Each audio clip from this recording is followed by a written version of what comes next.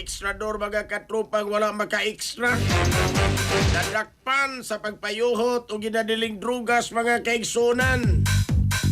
Detalye sa report sa Ronato kini pinagi sa pagpamati ni katrupang Eric Pahanunot Amaro. Live report.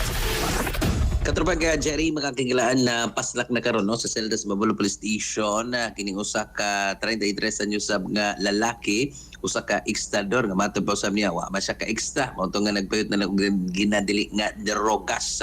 Way swerte alas 8 kagabi nadakpan ni sa atong mga station drug enforcement units sa nasoy nga presinto diri may sitio Magtalisay, barangay Mabulo syudad sa Subo. Din kining suspitsado na kuha siya og duha ka mga may pagkiti sa gituan usab nga shabu. Kining suspitsado a certain Jack lang no, Jack June nga residente usab sa Mauga barangay.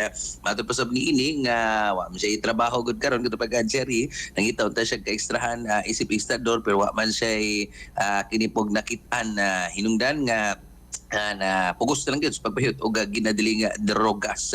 Magatubang kining suspitsado o kasong kalapasan sa Section 11, Article 2, RA 9165 o pagpahiyot o ginadili nga drogas.